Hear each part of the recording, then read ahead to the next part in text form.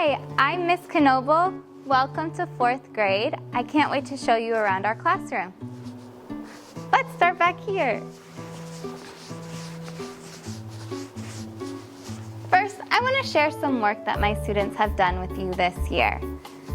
Early in the year, we did a unit on migration. And in the IB, we use the central idea and lines of inquiry to guide our learning. So we wanted to focus on this central idea. Humans migrate in response to challenges, risks, and opportunities. And we answered these 3 questions. What are the reasons for migration?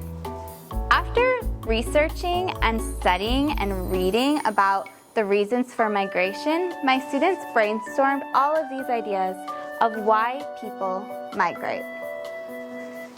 Then, we thought about how migrations have taken place over time and what are the causes and effects of migration. We started by thinking about migration in our own families, and each of my students has shared how migration has affected them and their family. After that, we chose historic migrations, and my students teamed up in groups of 2 and 3, and they chose a historic migration to research. On this map, you can see the connections to different places in the world and the historic migrations that my students chose. They researched the migration, they wrote about the migration, they created a map of their own migration, and then finally, they used what they learned in an interview format.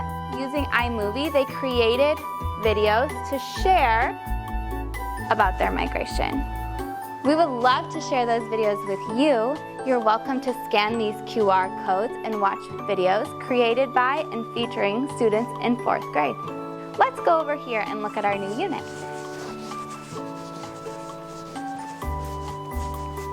This is our current unit of inquiry. Our current unit of inquiry always gets featured on the board here with our central idea and our lines of inquiry. So we right now are recognizing patterns with our changing world can lead to new solutions. So my students have studied patterns in the Earth's features. They've studied cause and effect relationships of natural events on Earth, and they just finished engineering ethical solutions for those natural events. At the start of every unit, we always start by asking questions.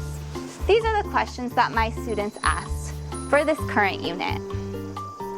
We put them on the wonder wall so we can focus our learning and our thinking on these questions. We use these questions to guide our learning. We have our learning over here.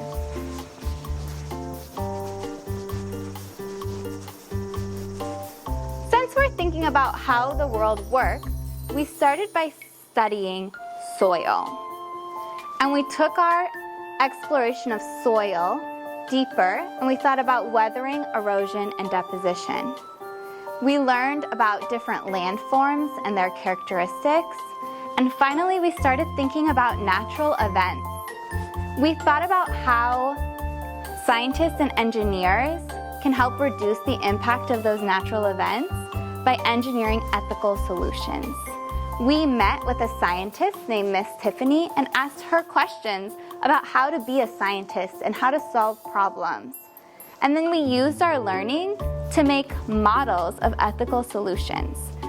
My students actually just finished making those models today, so we have them out on the desks for you to see. Come over here. So on these desks here, you're seeing models of my students' ethical solutions. So each student chose a natural event. So for example, this student chose floods. They thought about their natural event, they shared what they knew and learned about their natural event, and they researched ethical solutions that have already been invented.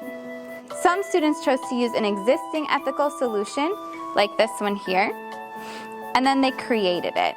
So you can see this is a sewage system that will help prevent a flood.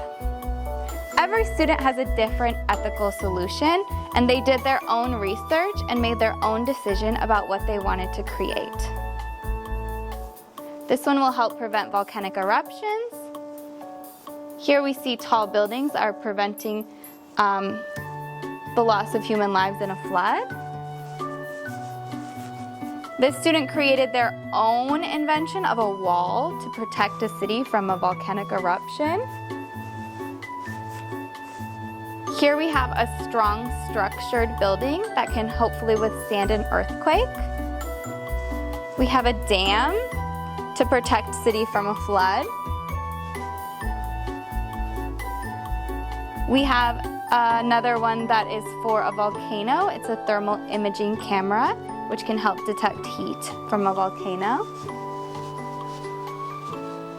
Let's see, this one I think goes this way. This one is a pipe system that is pulling water from a flood to the ocean. This student is also engineering a building that can withstand an earthquake.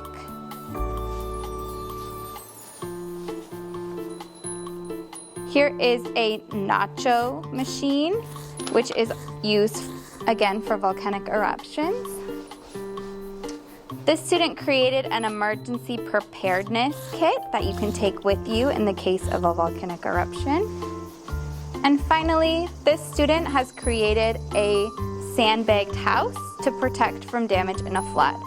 So you can see the students all chose their own natural event, and they created a solution for the natural event to help reduce the impact of that event on people.